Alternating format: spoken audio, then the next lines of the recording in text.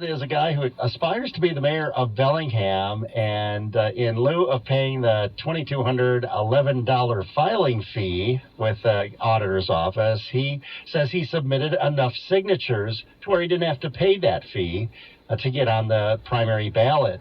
And he joins us now. Hi, Joel. Hi, Joe. Thanks a lot for having me. I really appreciate it. That's right. I have filed a petition to waive the fee.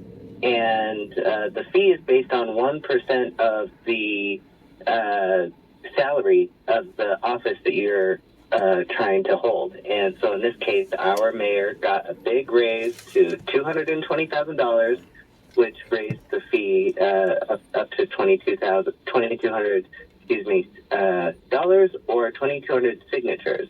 So through our grassroots campaign, I've been having conversations with voters in the community about the things that they want to see improved, the number one thing being the homelessness crisis. And I submitted that petition to the auditor's office with the expectation of a fair verification process. And I was immediately disappointed. The following court day, I submitted a preliminary injunction that would restrain the auditor from releasing and certifying the candidates for mayor until we're able to resolve this matter.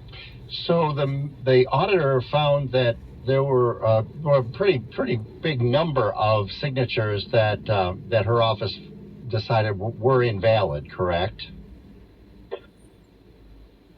Well, Joe, this is exactly the kind of issue that we're going to be litigating on June 6th in the special set. And I'm asking for members of the community to stand in solidarity with me as I speak truth to power that day.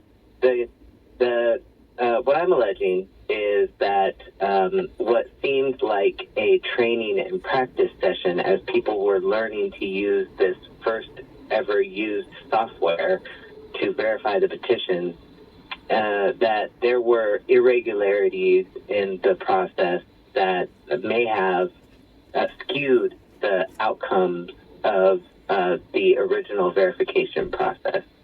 And so what I'm asking for is a fair verification process. And it's not just for me, Joe. It's for all of the people, including myself, who signed on to the initiative for a living wage in Bellingham, for the people of Bellingham who signed on to protect renters' rights in Bellingham and having affordable renting protections. All of these petitions are now and initiatives are going to be going through this same software. And should it go unchecked, I'm fearful that those same initiatives may experience similar outcomes. Well, what did the auditor's office tell you? Why did they find these signatures to be invalid? What was their reasoning? Well, there are a number of various reasons for a signature not to be validated, which would include someone who lives outside the district, which is the city limits, and oftentimes people have Bellingham in their address and they don't realize that they actually don't get to vote for mayor. They're not actually technically a Bellingham resident. And there are a number of other reasons, including an illegible signature, one that you cannot read. But the fact of the matter is that, what's important to me is really having a fair verification process, not only for myself, but for the other initiatives that want to have access into our democratic system. So the hearing has been moved to June 6th, correct? That is correct. At 9 a.m. on the third floor of the Superior Court downtown. I'm asking for members of the community to show up in support of a fair process. And really, that's what I've been calling for. And, I didn't run for mayor out of ego because I think it'd be the coolest job to have. I'm running because I'm outraged, like so many other Bellingham community members, at the suffering that's happening in our community, and it's surrounding public safety issues around homelessness. And, after that Saturday, I did take the opportunity, as the constituent and the voter to go meet with Seth Fleetwood, the current mayor, to urge him with an outlined plan that he could adopt immediately to take action immediately in intervening in the suffering. And, I think like a lot of people, I'm frustrated. It just seems like the efforts that are currently happening, the common theme is that it's too little too late. And we want a safe community where our families can, go to the park and feel safe, go for a walk downtown, take your family out to eat without having to worry about, inhaling secondhand smoke from deadly substances. This is not the Bellingham that we know and love. So that's how come I'm running for mayor and fighting so hard to get a fair verification process. And quite frankly, Joe, even if the auditor's office doesn't ultimately end up adding my name on the ballot, I don't think that I can walk away from this campaign and may fully consider a write-in campaign if necessary, if it gets to that point. But I submitted 2,500 signatures.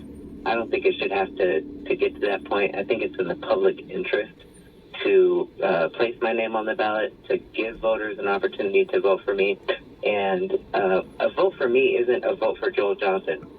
When I'm elected, it will be a vote for a course of action that our community is mandating. And that course of action is the proclamation of a local public health emergency related to homelessness. We'll be able to take immediate action related to this crisis. Okay. Real briefly, what's your background? I am a civil rights activist and community leader. I'm a former board member and former president of the board of the Whatcom Family and Community Network, and was recognized as a community builder with that organization. I've worked with many different community and labor organizations advancing public policy across the country. Many of the laws that not only have I been a part of fighting for here in Washington State, but also raising those standards in other areas around the country.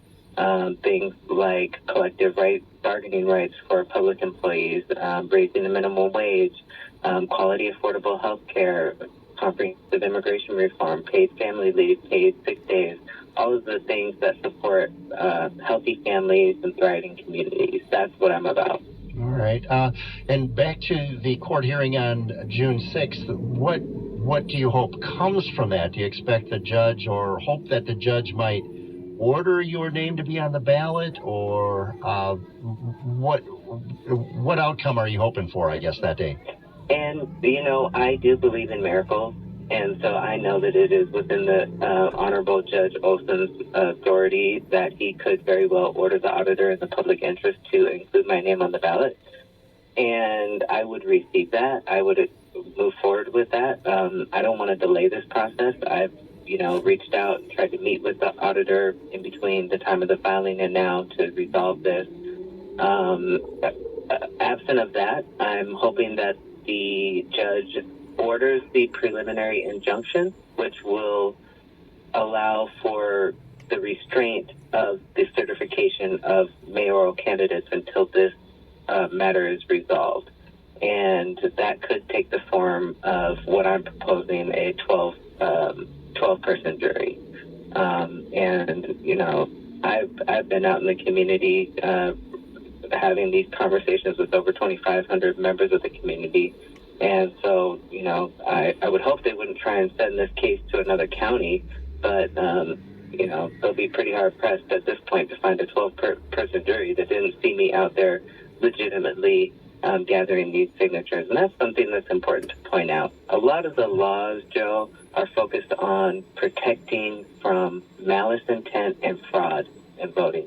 And, I even asked, the auditor, did you all see any evidence of those things? And they said no, and let's recognize that. And, these stringent laws are really based around protecting from fraud and malice intent. That's not what this campaign is about. It's about the people of Bellingham being outraged and wanting to see action now in the suffering that's happening in our community. Well, we'll keep an eye on what happens in the courtroom on June 6th, and appreciate you taking time to speak with us. Joel Johnson, prospective or a hopeful candidate for mayor, has the signatures he submitted to the auditor's office. A good chunk of them have been found to be illegitimate by the auditor and not allowable, and so we'll see what happens with this lawsuit, or with this court action, I should say. And Joel, I appreciate you taking time to be with us today. Thanks, Joe. Folks can learn more at joelforbeham.com. Have a good day.